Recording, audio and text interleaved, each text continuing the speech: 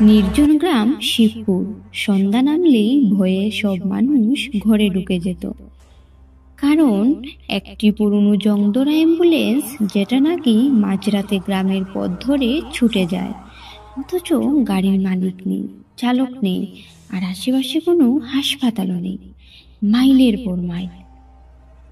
গল্পটা শুরু হয়েছিল 1 বছর আগে।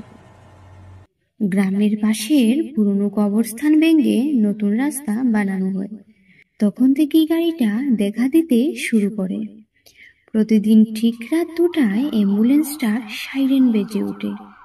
একটানা 1 মিনিট, তারপর নিস্তব্ধতা।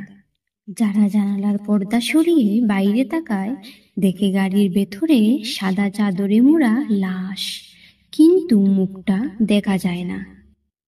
কেউ কেউ বলে লাশটা মাঝে মাঝে জানালার দিকে তাকিয়ে থাকে। একবার গ্রামের যুবক রাহুল সাহস করে গাড়িটার পেছনে পায়ে হেঁটে অনুসরণ করেছিল। পরদিন সকালে তাকে খুঁজে পাওয়া যায় গ্রামের পুরনো কুয়োর পাশে, অজ্ঞান অবস্থায়, আর গায়ে গভীর আঁচড়ের দাগ। জ্ঞান ফিরে পেয়ে সে শুধু একটা কথাই বলেছিল, আমি তার চোখ দেখেছি, সে বেঁচে নেই, কিন্তু সে আমায় দেখেছে। এরপর থেকে আর কেউ সাহস করে রাত 2টায় জানালা খুলে না, কেউ সাইরেন শুনলে বাইরে তাকায় না। কিন্তু অ্যাম্বুলেন্সটা এখনো আসে, ঠিক রাত 2টায়, ঠিক সেই রাস্তায়, আর তার ভেতরে এক অচেনা লাশের ছায়া। রাহুলের ঘটনা সবাইকে স্তব্ধ করে দিয়েছিল, কিন্তু কিছু মানুষ থাকে যাদের কৌতূহল ভয়কে হার মানায়।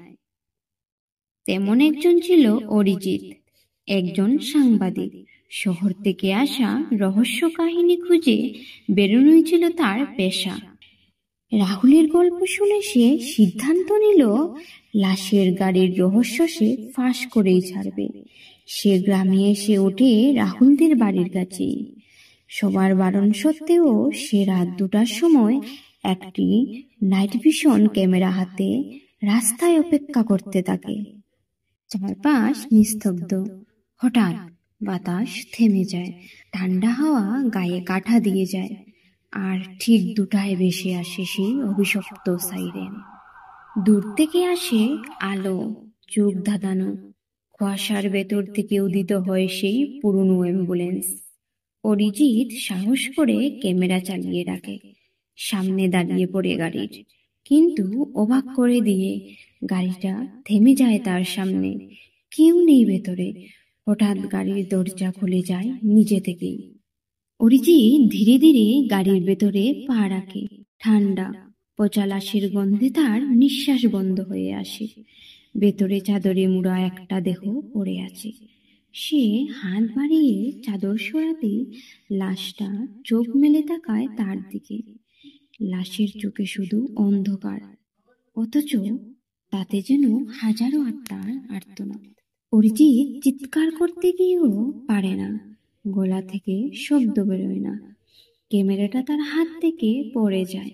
পরদিন সকালে লোকজন রাস্তার পাশে পড়ে থাকতে দেখে অরিজিৎকে, গলা জোড়ানো, গাড়ির সিট বেল্টে, নিঃশ্বাস চলছিল না আর। পাশে পড়েছিল ভাঙ্গা ক্যামেরা, তাতে শেষ রেকর্ডে ছিল কেবল একটি ফ্রেম, এক জোড়া অন্ধকার চোখ, আর ব্যাকগ্রাউন্ডে হালকা কণ্ঠস্বর, এবার তোমার পালা। সেই রাতের পর থেকে অ্যাম্বুলেন্সটা আর দেখা যায় না, কিন্তু মাঝে মাঝে ক্যামেরার ফ্ল্যাশের মতো এক ঝলক আলো আর সাইরেনের শব্দ শোনা যায়।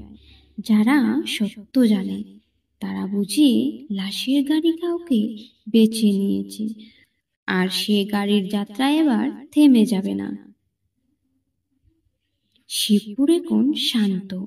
রাস্তা নতুন হয়েছে, কবরস্থান ঘিরে রাখা হয়েছে দেওয়াল দিয়ে, কিন্তু গ্রামের মানুষরা বলে জানালার মাঝে মাঝে এক গাড়ির আলো পড়ে, আর কেউ কেউ স্বপ্নে শুনতে পায় সেই কণ্ঠস্বর, তুমি তাকালে, এবার তোমার পালা।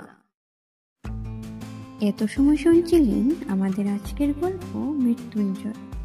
গল্পটি যদি ভালো লাগে তাহলে আমাদের চ্যানেলটিকে লাইক, শেয়ার এবং সাবস্ক্রাইব করে দেবেন। শুভরাত্রি বন্ধুরা।